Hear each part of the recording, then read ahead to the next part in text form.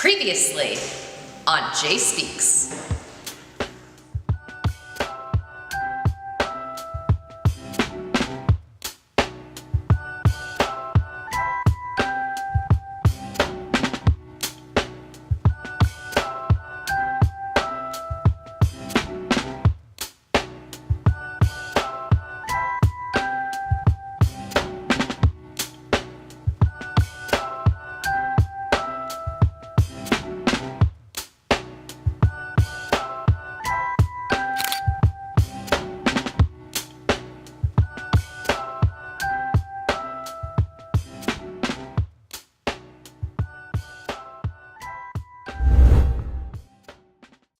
Since the moment I got to DNS, I've started to do things I didn't even think I'd be able to do, or things I didn't even think about doing for the longest time. And because of DNS, I went off to a boarding school in Virginia, primarily white. I think I was one of probably like 5 Hispanics, and it was like, I felt out of place for a while. 5 Hispanics at the whole boarding school. Yeah.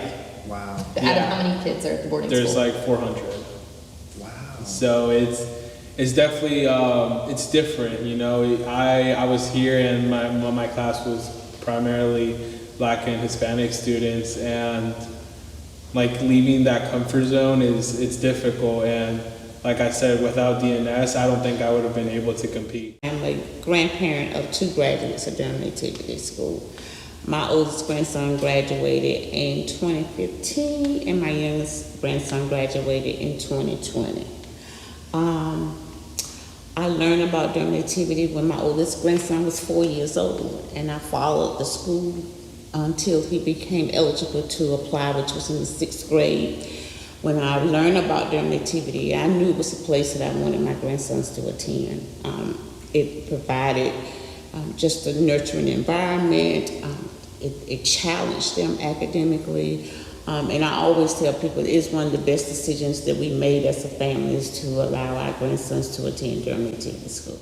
I always wanted to be a teacher, and ever since I started working in education in New York City, my very first principal pulled me aside and said, there are 33 kids in your class, 5 of them only matter because they're the only ones that are going to pass the state test. Don't focus on the rest of them. That got me really angry. And so since then, I have been working to break systemic barriers to ensure that there's equity in education wherever I've been. So for the last 20 years, this will be my 21st year as an educator, I've been ensuring at whatever position I am that all students, regardless of their backgrounds, have the same access that everyone else does and that they should in order to succeed in life. Check out today, Introducing Durham Nativity School, where boys dare to dream big, never give up, and strive to excel.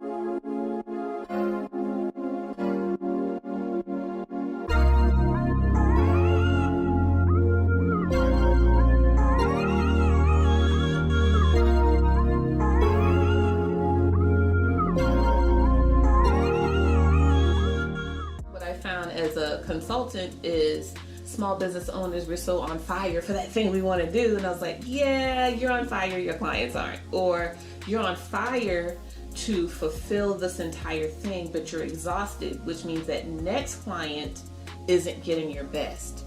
So how can I help you build a branded system? How can I help you strategize and get operations in there to make sure that every single time you do your thing, every single time there's a transaction, every single person gets that exact same experience or better. And so that's one of those challenges of growing a small business, right? It's like, when do you leave fulfillment? When do you let some things go? When do you start building systems? And that's where having a really solid brand concept comes in, because all of that is the brand journey. It's not just the colors and the logo and the graphics. It's the memory that people have after you're done. It's what they remember, 5 years from now. It's the story that they're going to tell about their experience that they had with you and why somebody should or should not use your service.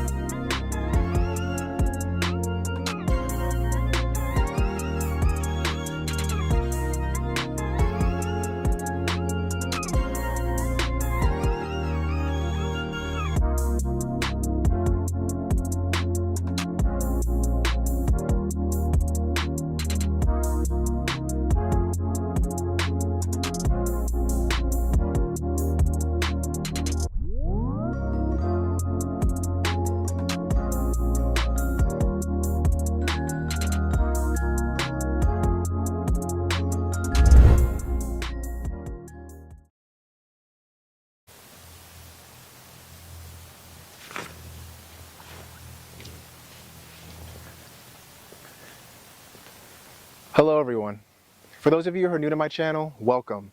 And for those of you who subscribe to Jay Speaks, thank you so much and welcome back. As you know, it is my mission, it is my passion to bring to you all conversation topics that are positive, motivational, educational, and informational. Today, ladies and gentlemen, I'm so happy to be here with Sybil Stewart. Sybil is a radio host for WDBR Media and has her own radio show called Experience the Edge with Sybil, which airs every Monday at 9 a.m. Eastern. She is also a fractional chief strategy officer and brand architect for ethical brands, founders, and purpose-driven organizations ready for their next level of growth.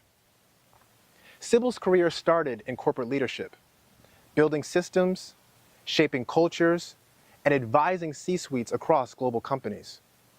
She quickly became the go-to strategist for high-stake initiatives that couldn't afford to fail. Now, she helps visionary business owners build ethical and sustainable brands all through the power of branded experiences. Through her EDGE method, ethics, design, guardrails, and experience, Sybil transforms branding from surface-level styling into a more scalable and structured experience, where ethics, operations, and identity all come together. With a foundation in economics, a sharp eye shaped by fashion, and deep roots in sustainability, Sybil brings structure to brands that care about more than just appearances. Ladies and gentlemen, please sit back, relax, and most importantly, listen. And hopefully after today's episode, you understand for yourself that Sybil Stewart helps value-driven businesses align what they have built with how they show up so that clients stay longer, partnerships happen easier, and their next level of growth happens faster. So Sybil, how are you? I am doing well. How are you? I'm doing very well. Long time no see. I know, it's been months. Definitely more than 3. Think so, yeah. Absolutely.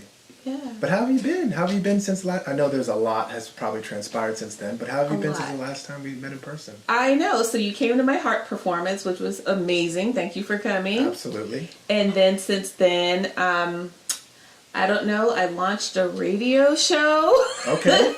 Right? And I decided to host another TEDx for women. So those are probably the 2 newest things that are happening in my world right now. Beautiful. Please talk about that radio show. I mean, think of it. A lot of people, to be completely honest with you, my dream was to have my own radio show.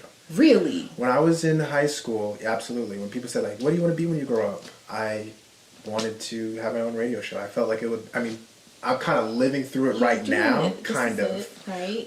But that's always been my dream. So I'm curious. I'm sure someone in the audience is curious. Please talk about that experience. How it happened, and Just whatever you want to share. I'm so grateful that people are willing to say my name in rooms that I'm not in, that my business and my brand has taken off in that way. And so I don't even know who to say thank you to for this opportunity, but somebody thought enough of me and referred me to the radio station. I went there, did the interview, and they were like, yes, you're it. I'm like, thanks, of course I am. But I think it's also a testament to, you don't know how God is going to manifest the thing that he puts in you.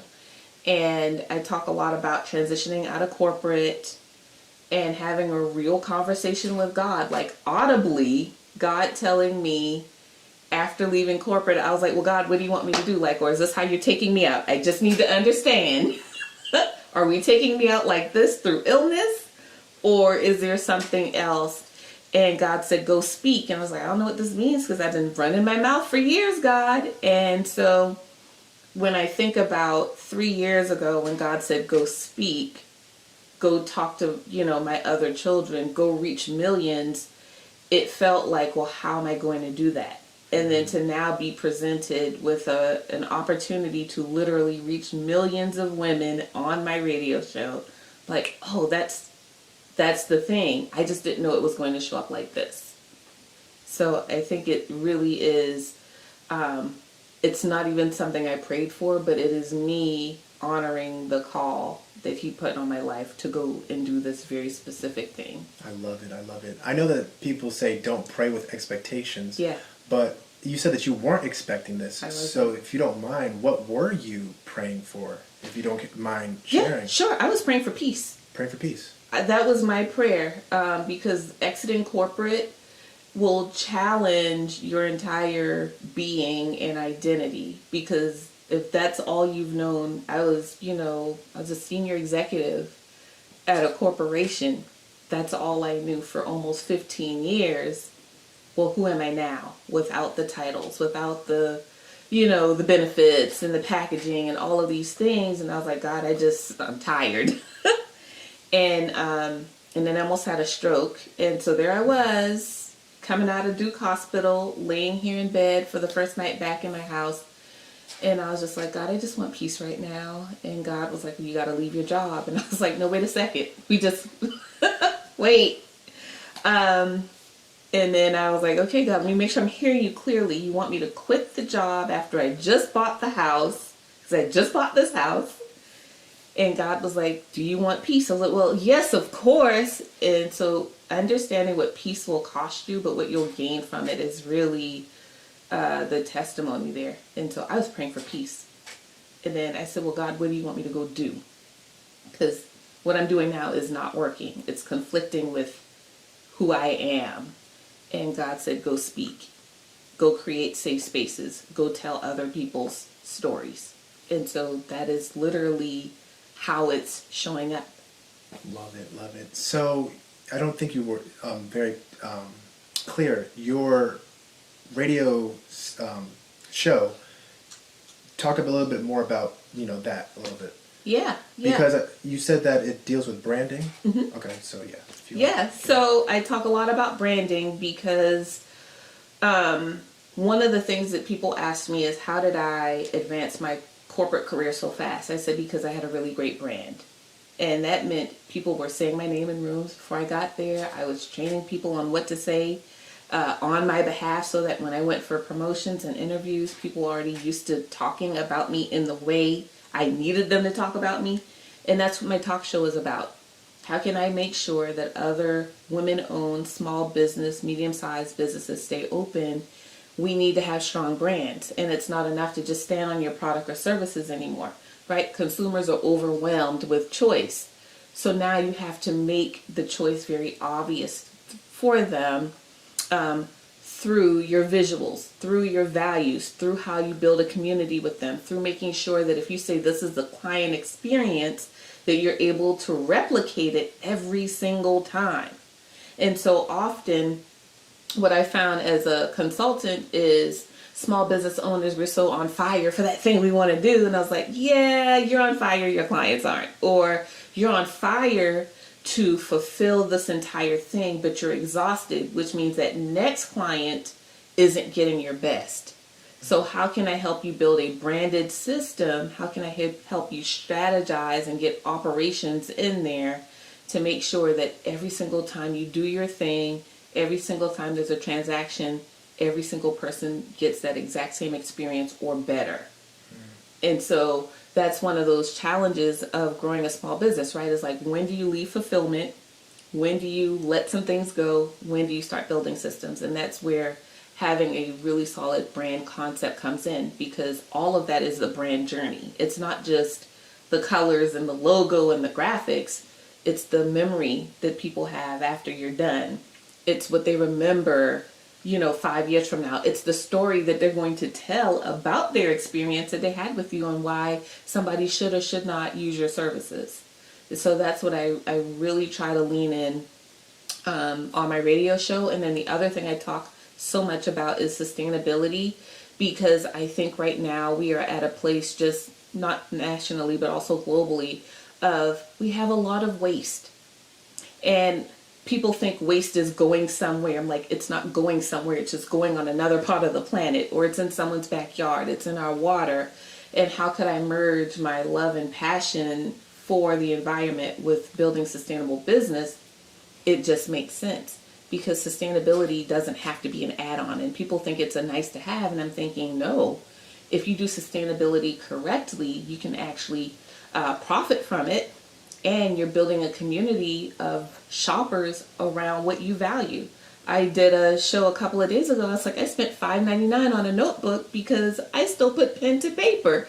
But it was on recycled paper. It was all of the things that make me feel good. And I know exactly when I'm done with this notebook, how I'm going to recycle it. So I try to actively live my values and show that it makes sense for my business as well. I love it. And it airs every Monday at 9 a.m. Eastern. Every Monday at 9 a.m. Eastern on WDBR Media, yes. Check it out, guys. Check it out. But now let's get into you a little bit more. I mean, you gave a great introduction, but please, if you don't mind, who is Sybil Stewart? And share a little bit about your being a brand architect. And please define what that is too. And also share some words about your agency, Syb.Belle Media. Sure. So one of the things, and I'm going to keep bringing up God. I hope that's okay. That is perfectly fine. Because God, Jesus is my homeboy. God's my father. I started my business differently.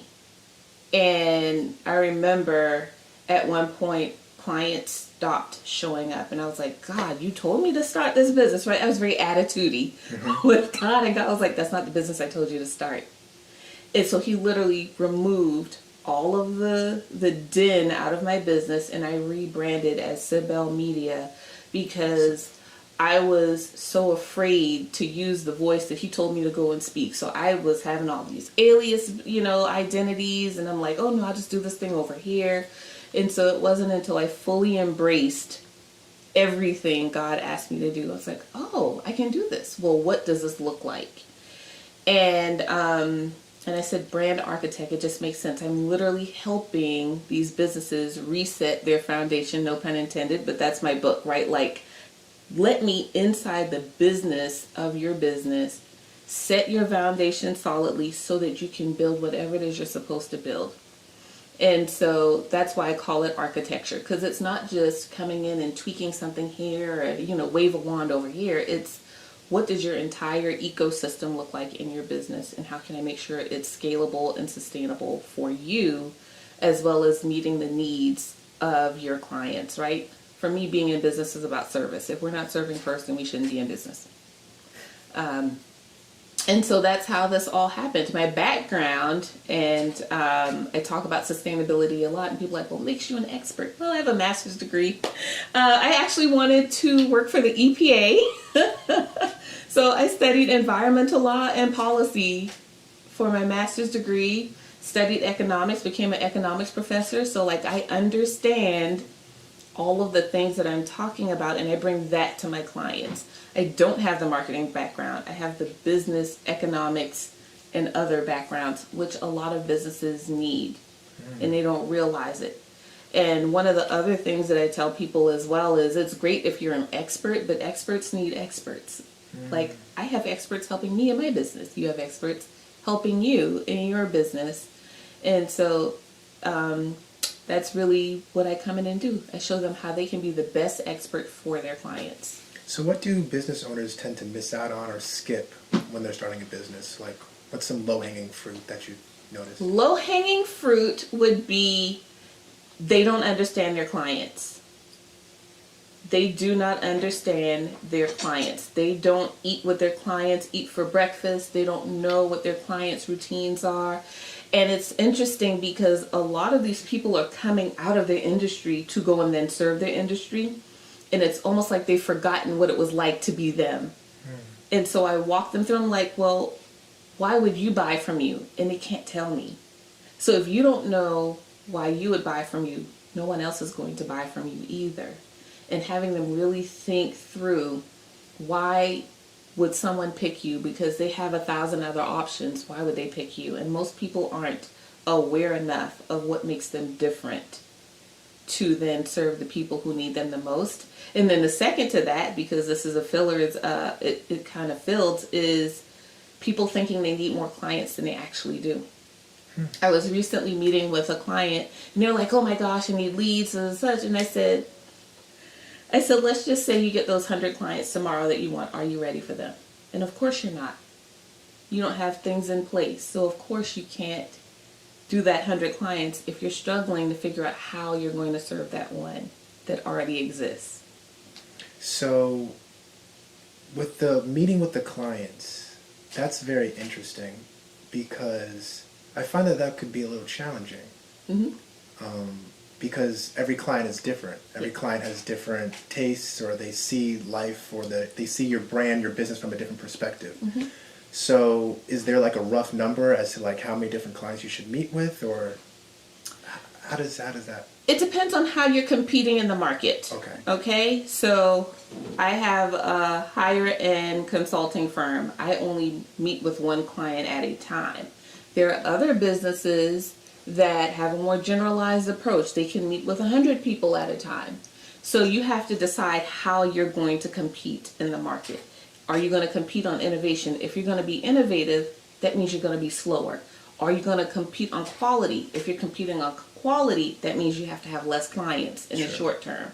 Are you going to compete on speed? All right, that means 80% might have to be enough. But most business owners want to try to compete in all of the areas, and you can't. Makes sense. Do you feel as though it's like the fear of missing out? Absolutely. Absolutely. But in reality, you just need to be the master of each, or the spaces that you choose. Correct. Okay. So what makes you you? You talked about, your foundation economics, and you have a sharp eye for fashion. Yes. And also deep roots in sustainability, yes. Yes. But like, what are some other things that separate you from your, I don't want to say competition, from what's out there? Like, why would somebody want to go with Syb.Belle Media versus somebody else? Yeah, absolutely. I think it's all of the things that I just said, right? All of the things, okay. Not many brand people have a scientific background. Okay. They came through marketing, they came through branding, that is their thing. I pivoted into this industry, which means I have a totally different lens. And because of that, all of my clients are people who have pivoted in and out of industries. And they want to work with me because they know I know what it is to have to rebrand yourself. I rebranded myself from this person in corporate to a brand expert. I can help you pivot your brand, your business, your messaging, and to do it efficiently. And so often I think the sellable thing is your hard-fought battles. It's not necessarily your expertise. Like, yeah, people get my expertise, but what they really wanted to see was, how did you win the fight? Like your own fight. Your own fight. Yeah. How did you win your own fight, and can you show me? Because if you can win your own fight, that's right. If you learn it for yourself, you can teach other people. That is it. Okay. And I think, again, we have so much knowledge, right? We are info heavy, but there's not a lot of wisdom coming through. And that's what people need. They need knowledge and wisdom and a way to implement. And so that's what I bring to the table. And a lot of times, I'm going back to God again, is because there's so many scriptures that talks about this, that God judges teachers heavily. It doesn't say pastors. It says, I'm judging teachers because you're responsible for what this other person does. And I carry that level of weight and gravitas to make sure I'm accurate whenever I'm coming into someone's business, because I know that if I lead you incorrectly, you're going to lose everything, and the people who need you the most won't be able to find you. Like, that's the weight that I believe I carry, and I think that's why my clients want to work with me, is because I'm invested if I show up in your business the same as you are.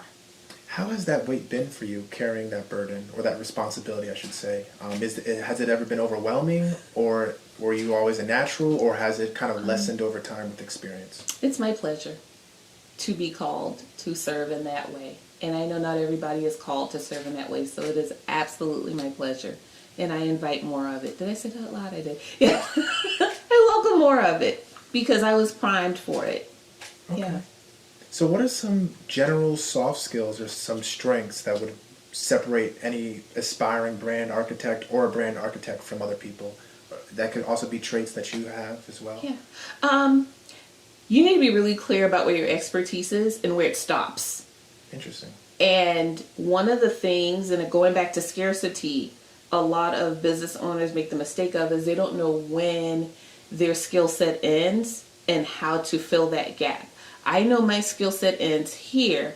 I need to be prepared to either upskill or refer you to somebody else who meets that need that I know you're going to have next.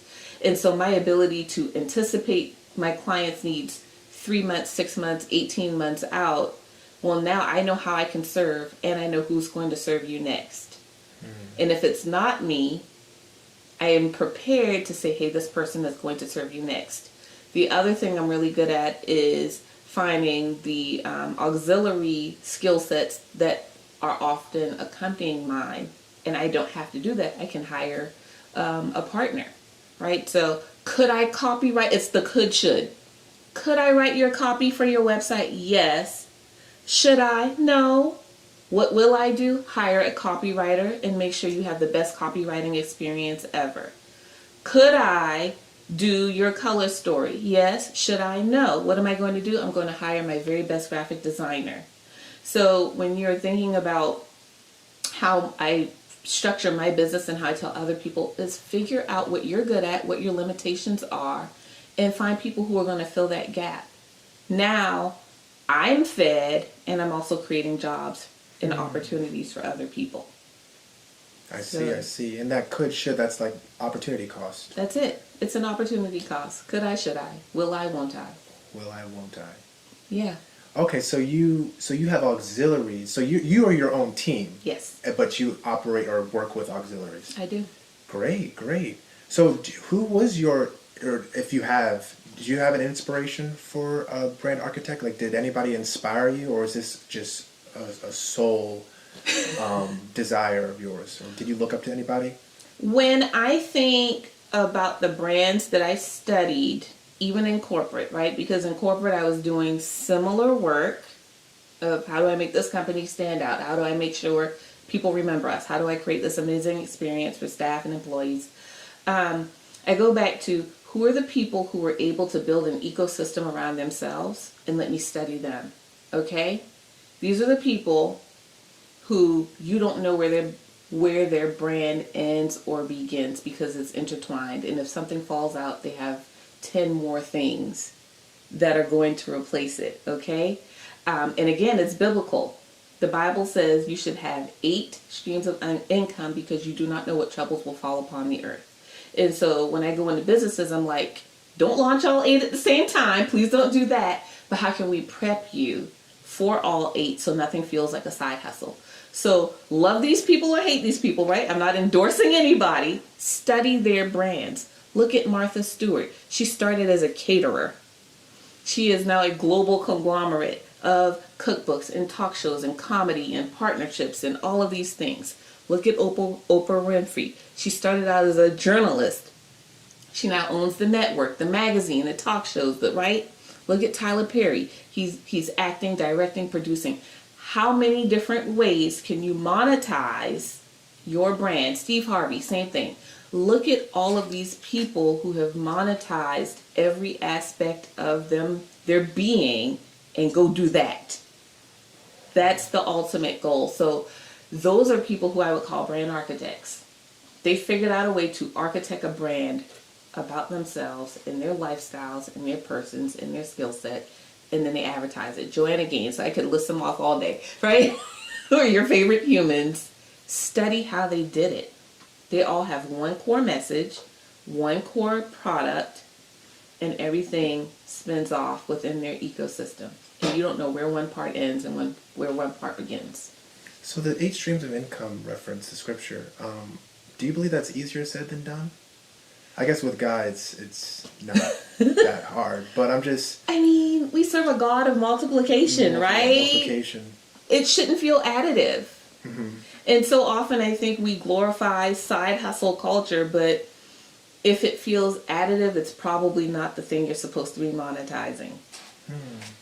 Yeah. Speak on that a little bit more. I think about all of the ways I try to monetize my brand, because I have a lot of trial and error too. Again, not doing the right thing. Now I'm doing the right thing. Amen.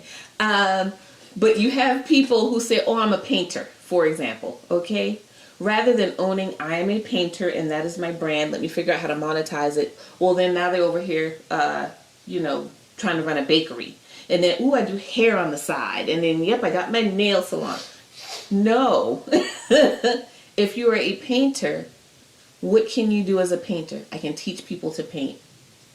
I can run a painting course. I can do a webinar on the history of painting. I can also paint houses. I can hire a painting team. I can take that one core idea and put everything around it. It is relatively easy because all you're doing is multiplying your skill set. You're not adding anything to it. You're always a painter. Makes sense. it's diversification. It's diversifying. Yeah, diversify your portfolio. Yeah. The way you break it down, it sounds very simple, very easy. I wonder why people stray away from it or just focus on one thing. I mean, some people say diversification, and then also some people say, find one good thing and just be the master at that. Correct. You have some restaurants that master in selling, 3 things, 3 different types of burgers, for example. Yes. And then you have places like Cheesecake Factory that sell... Doing too much. Yeah. Yeah. But both are successful in their own right. Mm-hmm. So with that being said, do you still believe that you can be successful mastering one thing, or are you a proponent on diversification? Master your one thing and figure out how to diversify it. So at the end of the day, figure out diversification is in your equation. Yes, absolutely. And going back to, and I will say it because I don't have all the statistics, but think about it, right? It's the difference between, do I go to the Golden Arches that's open 7 days a week, or do I go to the place that's closed on Sunday and pay $5 extra for almost the exact same meal? Mm-hmm. They got really good at that chicken sandwich. They got really good at customer service for that chicken sandwich. And now what do they have? I can get the little Chick-fil-A ketchup and stuff inside the grocery stores. I can, right? And at the end of the day, all we are doing is eating a chicken sandwich. Wow. Well said. I have no rebuttal to that.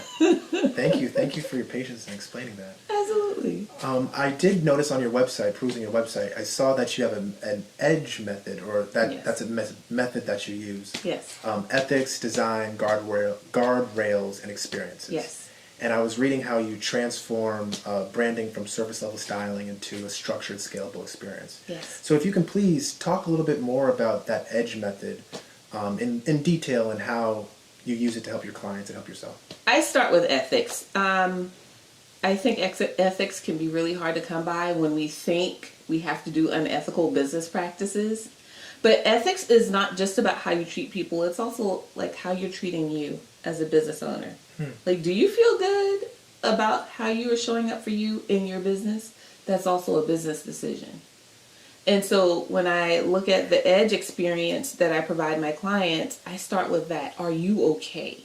Because if you are not well as a business owner, I don't care how many SOPs I put into practice. I don't care how great that client experience is. If you are not well, your business is not going to do well. And anybody can fight me on this. If you are not well, you're not going to do well.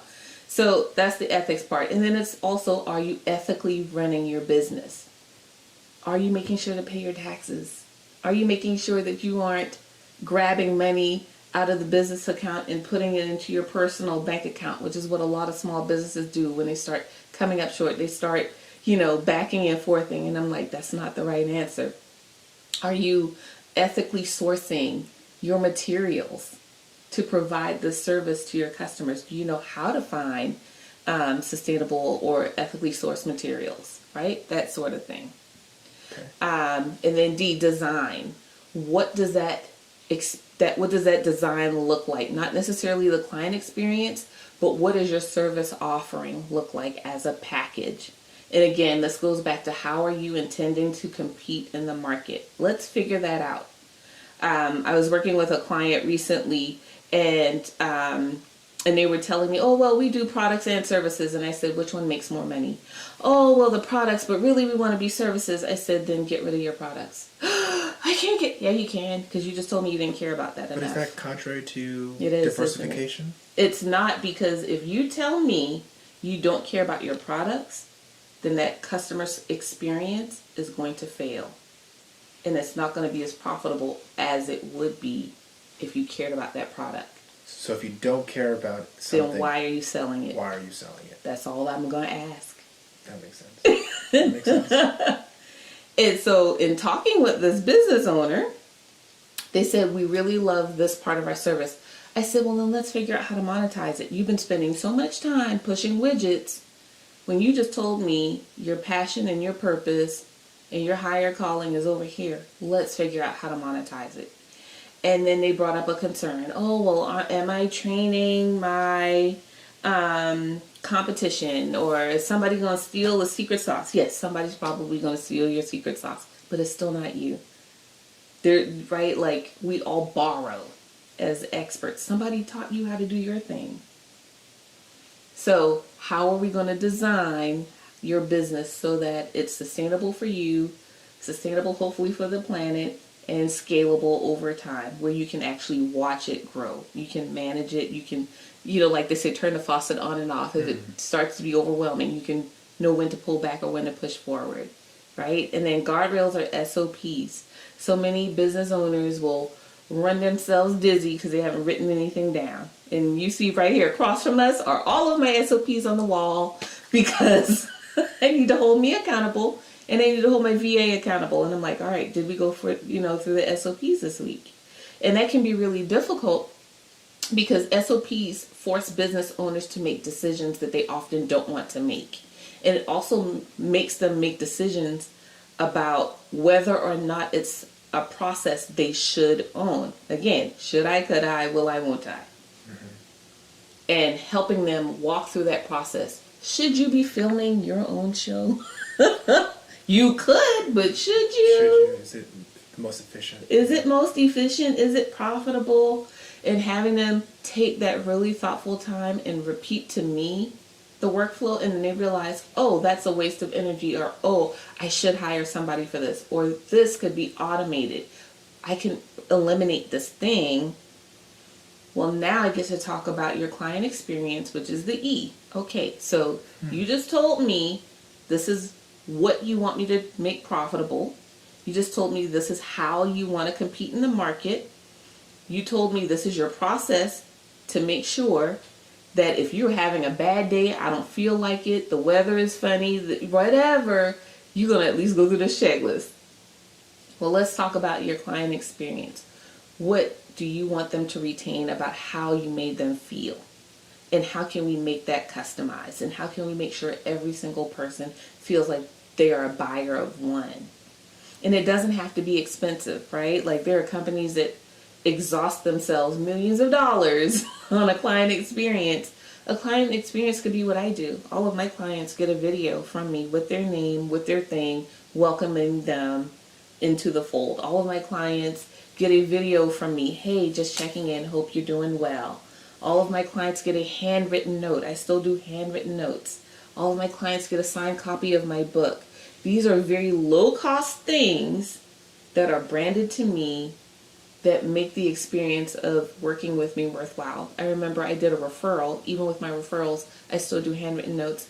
And one of them said, I got a note from you in the mail, but I realized that's just who you are. Wait, but they were mad? No, they were shocked. Okay. They were like, I got a note in the mail from you. And then I opened it and I realized, but that's just who you are. That's it. Question. Yes. Concerning monetization, Mm-hmm. and you mentioned this in kind of detailing your background. Monetization or monetizing your product or your services can be challenging Yeah. out the gate. Yes. The way you help your clients, do you enforce monetization out the gate, or do you kind of say, hey, let's get started first and then figure out ways, or do you try to monetize day one?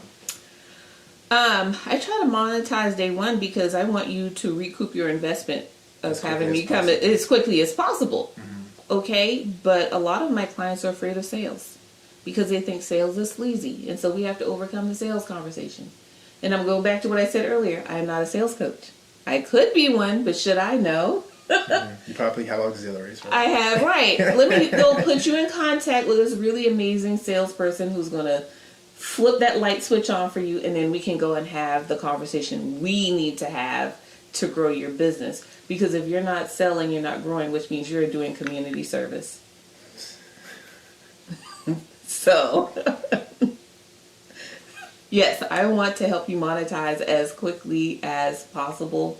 And I'm going to build a dashboard to make sure you see exactly where your money is going, how it's being spent, how it's leaving the business, how quickly it's coming in, what your sales cycle looks like, what your marketing yeah, let's talk about it. Wow, you build a dashboard. I will build a dashboard if I have to. Yes, I will. That is impressive. So out of your EDGE acronym, what do you feel as though clients struggle with grappling with the most? Probably their framework, Framework? the design. The design, okay. Yeah, Why do you think that's so? because it forces them to make decisions. And a lot of times entrepreneurs get really excited about all of the ideas, but design means implement. Well, now you have to decide. You have to prioritize.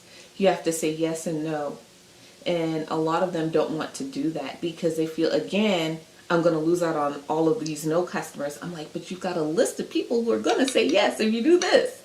How many customers do you need? You told me you need 5.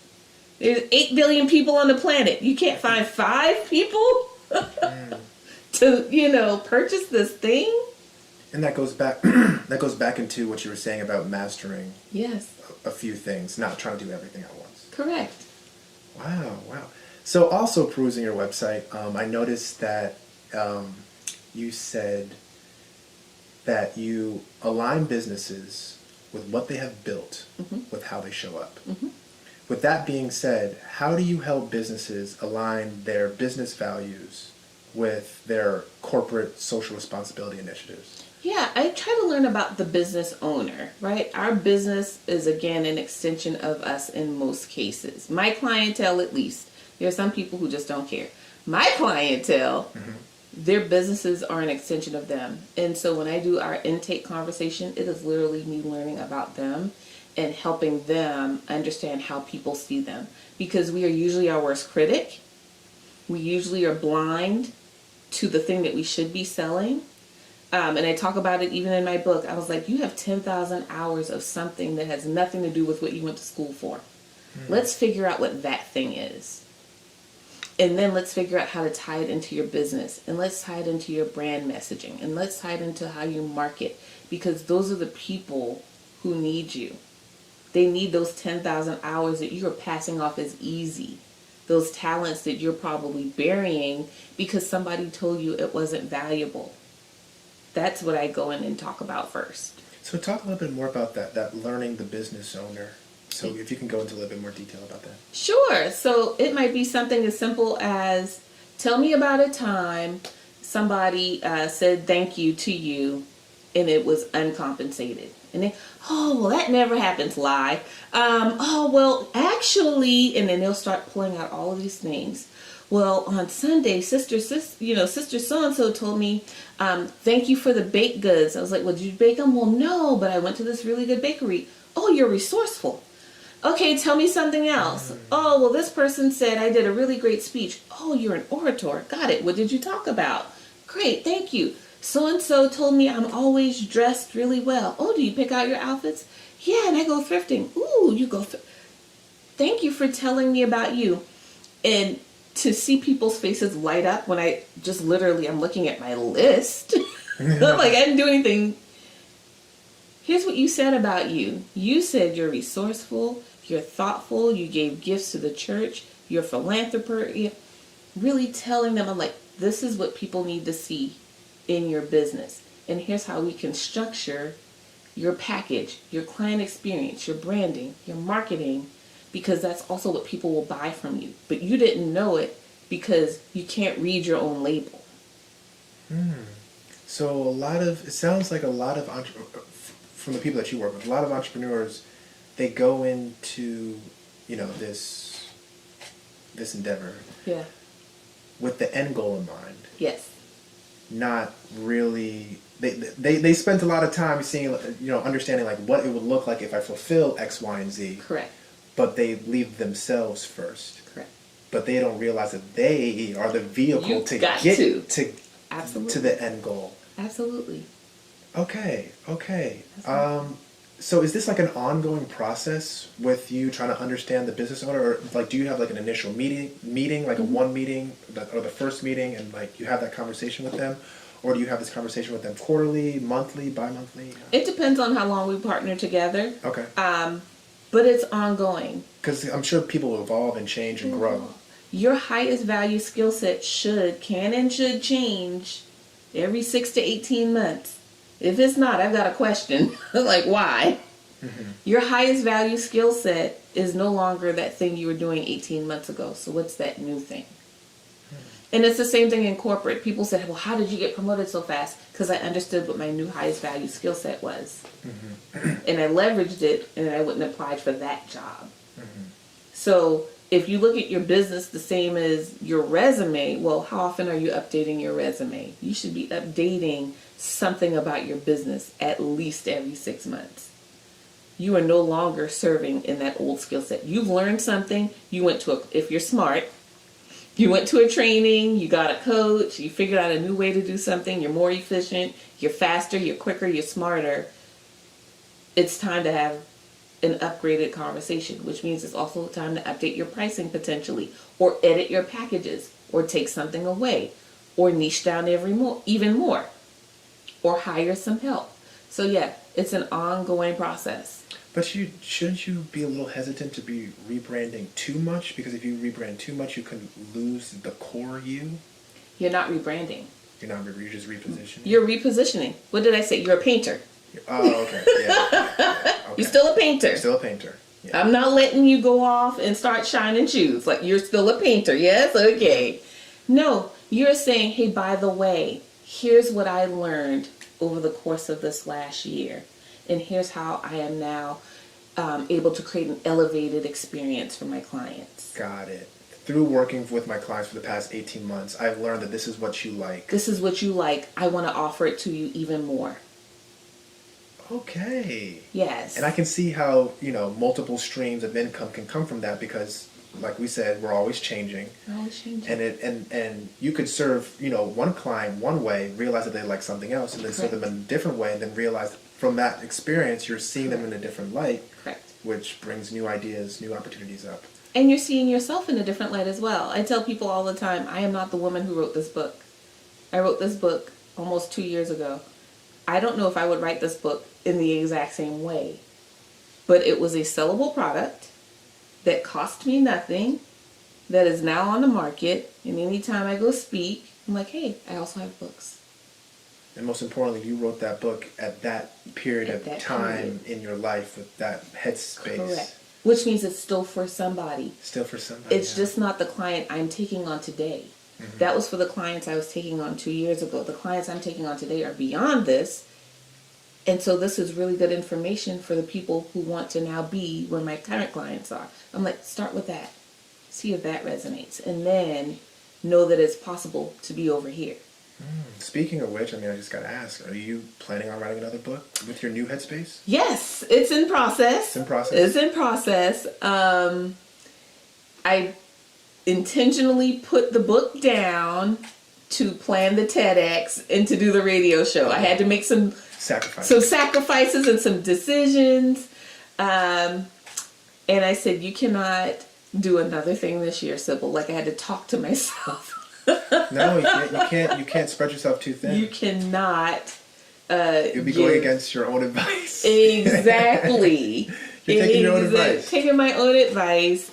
And so I said, I'm glad I have the template of the book for when it's time for me to lift it up and really pour into the book in the way that I know I want to.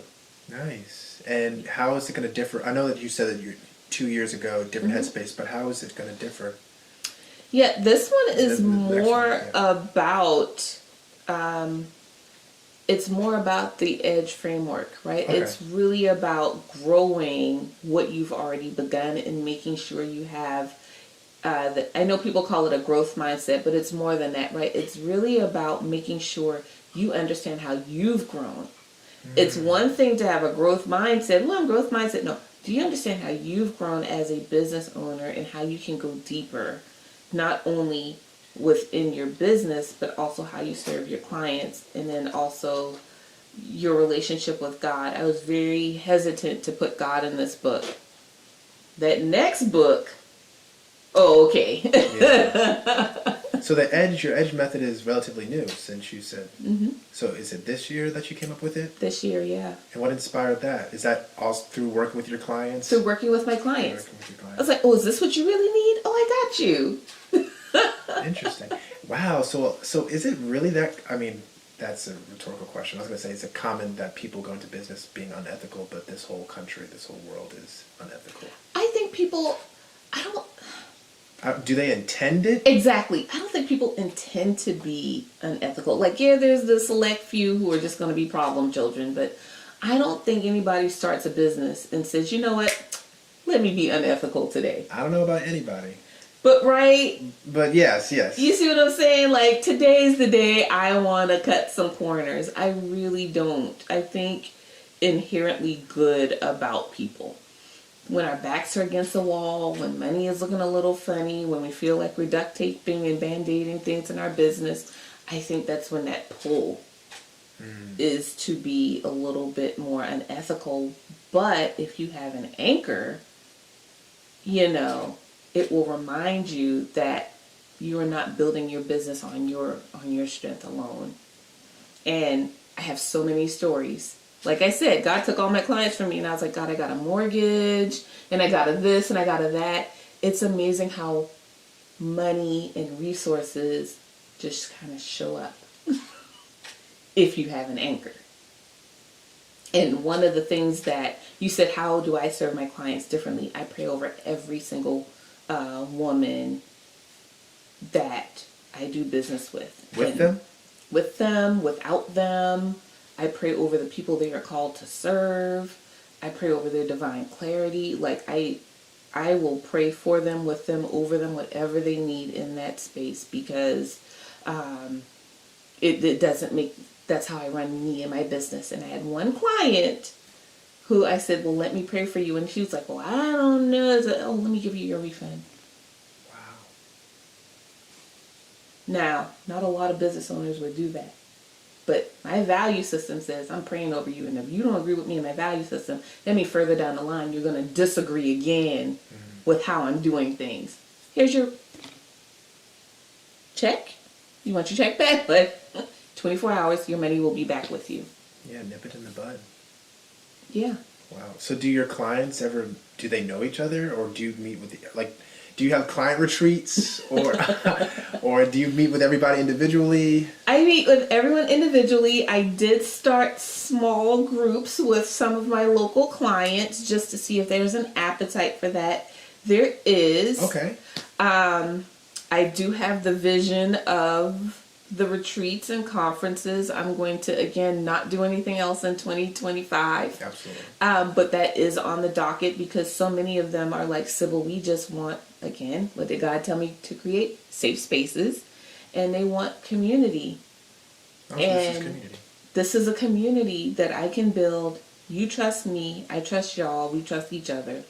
Let's go and continue to support each other in business and life or whatever it needs. Yeah.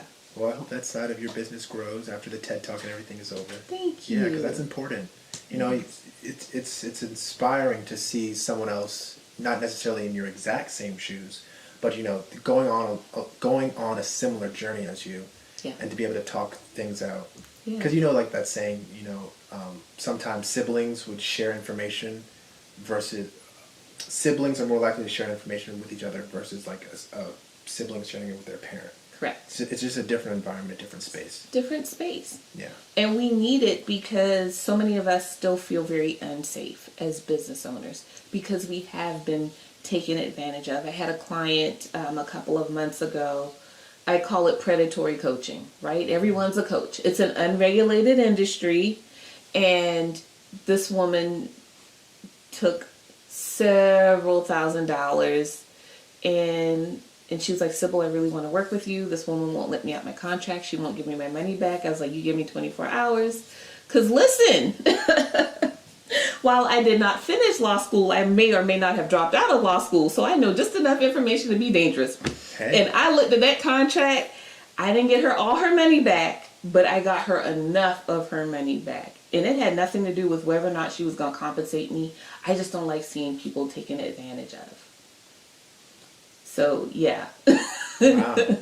Woman of many talents. I'm trying to tell you. So, if you don't have to mention any names per se, but if you can give an example of a repositioning strategy that you were a part of. Yeah. Yeah, if you care to share. So when I first started my business, I helped quite a few women transition out of corporate and into business. That is definitely repositioning because most of them came out of HR and they were like, Sybil, we never want to do HR again. I'm like, well, tell me what you really want to do. And so, you know, I've got one who became a consultant. I have one who opened up a food truck. I have one who started, you know, a music company. So yeah, again, it's not what people called you. It's what you need to teach people how to identify you in the future. Okay, let's figure out what that thing is. I have a former educator who decided to launch an education training company, which is such a need because parents need education as well, especially if they themselves have not gone through the grading system that their kids are going through. And so she has an education consulting firm now that helps educate parents on how to support their kids if their kids are in higher grades than maybe they have learned. So yeah, let's pivot everybody. Let's get you where you're supposed to be. What's the quickest turnaround that you've been a part of? Like from leaving corporate to, I'm in my new role and my new area in life. What's the quickest turnaround? Gosh, probably mine. No, because it's hard. It's daunting. I'm probably my quickest turnaround. I How left long was- corporate. I left corporate in May 2022 and I started my business October 2022. Okay, you started it and here we are. That was really fast.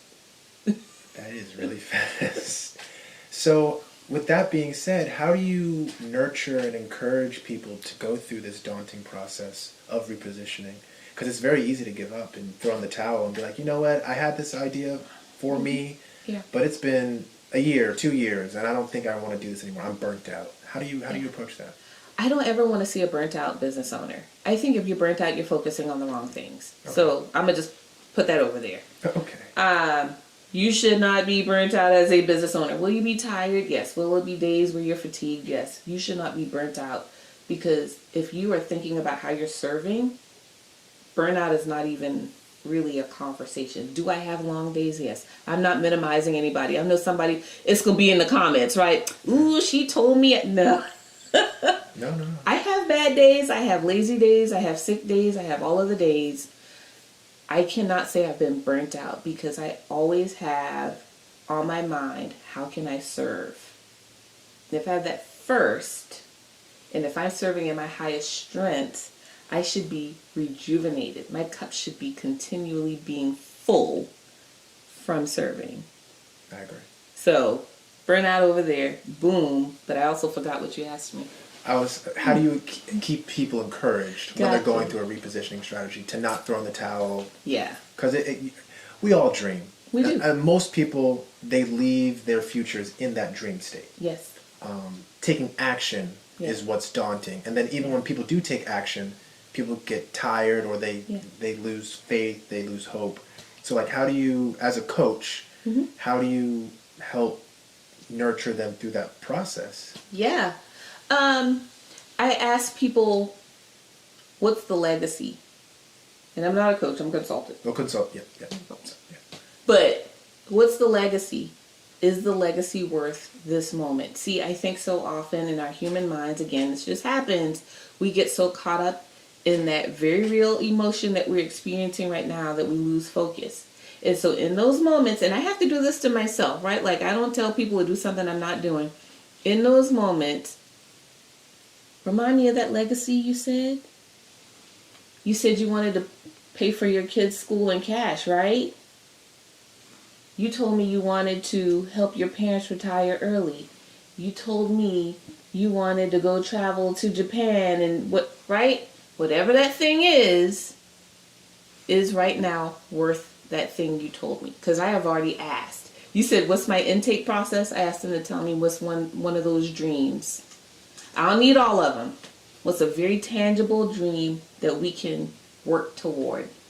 So they need to be grounded in their why. Grounded in that why, and let's stay focused.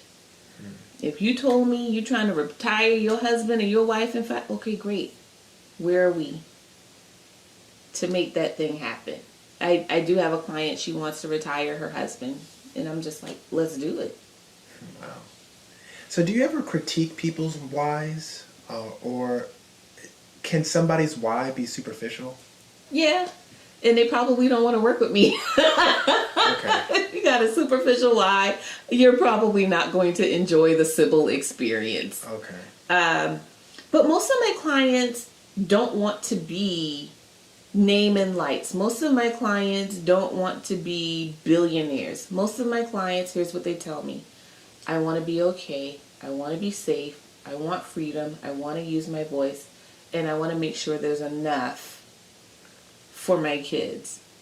These are not women trying to do all the things. These are women who have very specific, I want to give back to the community and I want to have space to give back to the community and I want to be well and I want my family to be okay. Those are not very big goals in the great scheme of things. They're not telling me they want to be on Oprah's sofa. They're saying, Sybil, I want to pay my mortgage. I want to have a retirement saving, whatever that looks like. I want to care for my elder parents, right? Like, these are not pie in the sky ideas. It's necessities. It's necessities plus extra. Plus extra. Nothing crazy. Nothing crazy. Nothing crazy. Wow. So how do you approach rebranding without losing a client's existing customers? So there's a couple of ways you can think about this. Number one, I don't believe you've ever lost a client. I don't believe in losing things that don't belong to me. You look really confused. Never lose a client? I mean, isn't that just a part of the game? You win some, you lose some? I don't lose things. If it wasn't mine, then it was never supposed to be mine. Okay. Yeah. So I changed. When I left corporate, people were like, you lost your job. It wasn't my job. It was their job. I was the stand-in. It's somebody else's job now. Okay. No, I'm following. So, in those rebranding moments, it really depends on how hard of a pivot you're making. Most people that I work with are not doing hard pivots. They're doing slight positioning. You bring those current clients with you, and you have the benefit of testing your new stuff on them to see if it works. Because you don't want to just go out there and throw stuff out. You want to test it on somebody. You test it on your current client. You're like, hey, I'm thinking about offering BOGO. How do you feel about it? Oh, that sounds amazing. Great. So what you're saying is if I were to offer this at this price point, that would be something you would consider? Oh, absolutely. Great. Or they say, oh no, I don't need that. Really? Well, tell me, what do you need? And you write it down. And now you've got a really solid case study for a business decision you're going to make in the future. And then you come to me, hey, Sybil, 5 of my 8 clients said they would really want this thing. You got it. Let's figure out how we can package it, test the market, make sure there's enough buyers for it. You already told me you got 5. How many more do you need? Not 100, 12, 15, 20. And then you sunset that client experience. You transition the clients who want the thing. You say farewell respectfully to the clients that don't. But you don't leave those other clients unresourced. You say, hey, I know this new thing wasn't for you, but here's a resource that's going to help you in this next stage. Here's this person I know. Get really good at being a referral business, and people will refer things to you. And then you go sell your new thing. And now you're not only branded for that thing you do, now you're branded as a good human who refers businesses. Interesting. So it sounds like small scale, doing surveys, I guess having one-on-one conversations, understanding the customer, seeing if it's a viable change, and then once you get enough feedback, then you make that final pivot. That's it. How long does that process normally take? How fast do you want to go? But you don't want to go too fast that you're sloppy. True. So like, what's a comfortable, or is there not a straight answer for that? It really depends. How many resources do you have? What's your current client load? Can you afford to make that pivot right now, or is this something we're planning for? And then how much money are you willing to invest? How much time are you willing to invest? I have clients who are like, Sybil, we got to do a quick pivot. Okay, you got it. I could stand you up in 30 days. There are other clients who are like, no, I want to do this very strategically, seamlessly. I don't want to lose any of my current clients, protect them at all costs. It takes a little bit longer because now we have to protect this and build this. But there are some people who are like, you know what, I don't even care about those older clients. Okay, well, let's treat them with kindness. And then go sell this new thing. But yeah, you always want whatever that runway is to feel good for you, the business owner, because you still got to sustain the thing. Ethics. That's right. You got to sleep with you at night. You got to sleep with you at night. Yeah. And you don't want to leave the old people behind, but you want to open the door for the new people. Got it. So next thing that I want to ask, I don't think we talked about this during the interview. Brand crisis or challenges. Yeah. Do you have any stories about that? Of course. Yeah, if you can share a story or just speak in general terms, whatever you're comfortable. How do you handle the fire? How do you set the fire out? Brand crisis is actually why I left corporate. Okay. Yeah, I was tired of managing other people's brand crises. And it can be really exhausting, especially when you are called to protect something you know is incorrect, or something that goes against your moral fiber, or something that goes against what you as a good human would do. And so in corporate, that's where I found myself. I'm drafting things that I don't believe in, but hey, it's my job. I'm drafting things that I know are not true, but I have to figure out how to make it true. I'm talking to these attorneys who all but redact things so that I can write this thing, so that we can put it into the media to make the company look good. I'm in crisis, but you're happy because I just saved your sinking ship. But my ship is sinking. Mentally, spiritually. Mentally, spiritually, emotionally, physically. I'm spent. I'm the Titanic, but you afloat. You sacrificed yourself for them. That's right. And I That's said, never again. unsustainable. Never again. Never again. And so now I feel like it is my job, as I am helping these business owners protect their brand, protect their reputation. Here's how you make smart brand partnerships and business decisions and affiliations and endorsements. And if you do it right the first time, you'll never have a crisis. I don't have brand crises because I make sure that before I accept a podcast interview, before I take on a client, before I do a partnership, before I do any of those things, I'm background checking people. Because if it looks anything sort of strange, it's going to be a no. I can't compromise me again, and I challenge all of my clients to do the thing. Like, do not compromise in the short term because you think it's a long-term game. It's not worth it. I totally agree. So don't cut corners. I mean, that's very obvious. It's obvious. That's very obvious. And yet... People are always trying to find a quick way to the end. A quick way to the end. Where are you going? What you in a rush for? Yeah. But if you have that ethics foundation, you won't ever catch yourself You won't.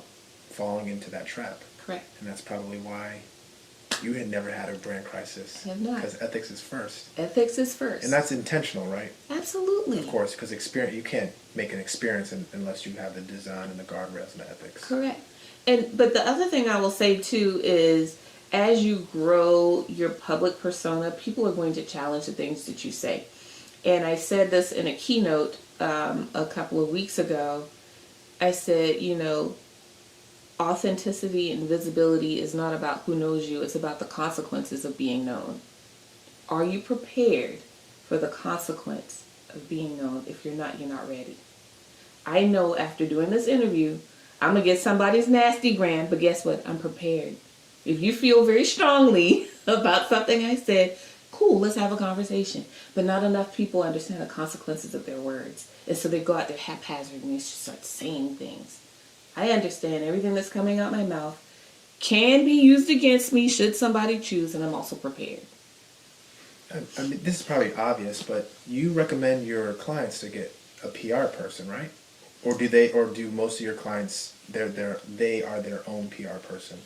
It depends. Most people do not need a PR person. Oh. I know the PR people don't like me right now either, and that is fine too. Okay? Most people do not need a PR person. I go back to, what's your goal? If you need 5,000 people, if you think you need 5,000 people, you can have 5,000 people without a PR person. You have 10,000 people following you without a PR person. PR is for when you intend to do something very mobile, visual with your brand. If you are just trying to float under the radar and serve your clients, you don't need PR. I don't have a PR person. I'm me, but like... Yeah. So not even as a safety net, just as long as you're certain within yourself, you don't need them at all. If you want a safety net, go hire an attorney. Like, really. Mm-hmm. If that's the real thing, I'm about to do this interview, go find an attorney and ask the attorney, hey, I'm thinking about saying, doing, seeing, blah, this. They'll tell you. And then if you have crisis, I would say, where was your heart? Where was your center while you were saying the things? If you agree with everything, stand firm on it. I stand firm on every single thing I have told you thus far. Yeah, you have to. Immovable. Because if you're not, then you can be easily swayed. Exactly. And what does the Bible say about being lukewarm?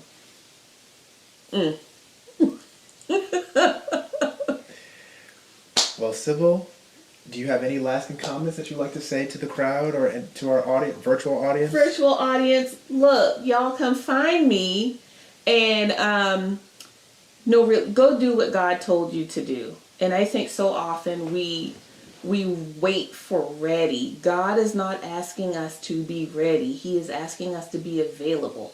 God is not asking, do I have the resources? God is saying, do you trust me to manage the resources so that you can go do the thing you're called to do?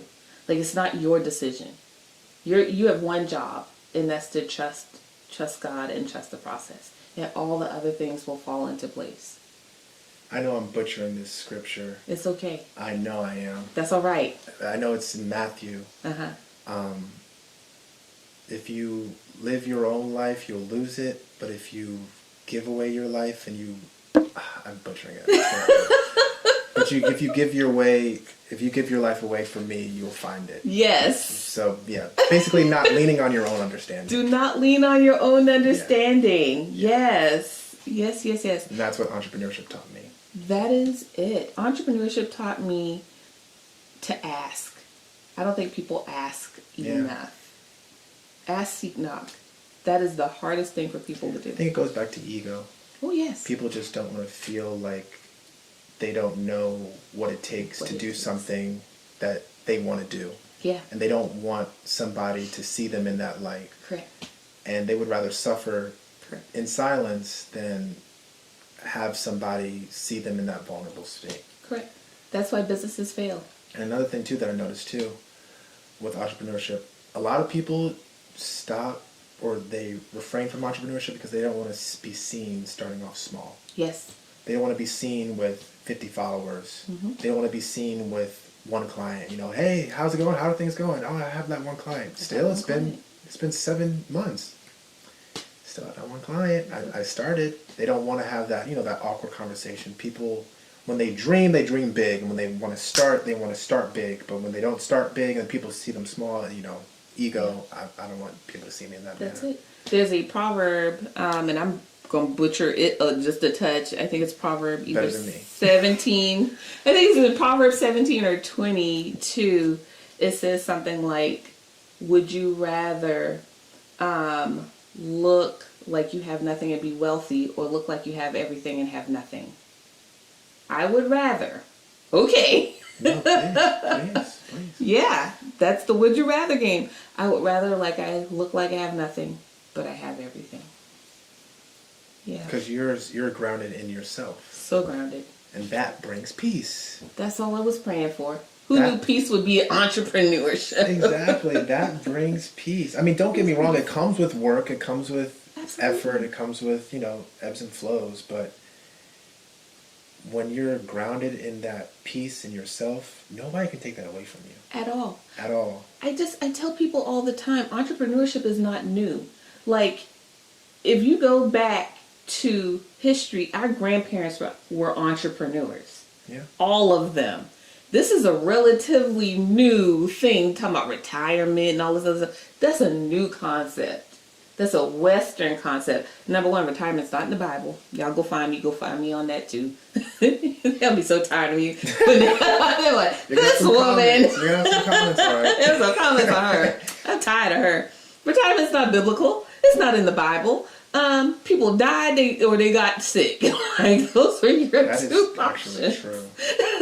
That is actually true. We're always working. We're always working. The Bible's, you don't work, you don't eat. Why are we so afraid of work? I mean, if you want to go there, I can answer that. But I mean, we are afraid of work because social media Yes. has made it seem that being successful can come without work. Or at least people put on that persona, Correct. again, what you just said. People Yeah. put on that persona like, hey, I did this, look at this, it was easy, just buy this one course. You'll be a millionaire in 2 weeks. They're like, man, if I can buy this course and be a millionaire in 2 weeks, why am I going to work every single day for 40 hours a week? Correct. Then they start getting envious of those people like, oh man, you're doing this. And then there's this like, I'm wasting my time if you're doing this. Correct. So yeah, it's that. And I tell people too, and they're like, well, how do you do this? I said, well, how did Jesus do it? Jesus built the best brand ever without a social media platform. How did he do it? He sent other people to talk about him. Look at the Bible. He never talked about himself.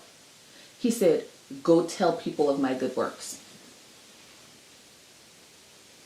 That's branding. That's branding. Well, Sybil, this was a great conversation. I'm so glad we had this conversation. Me too. Because when we first met, we did not talk about this at all. It was a totally different conversation. It was just getting to know you, initial introductions. But what you're doing and your energy behind it, definitely what you should be doing.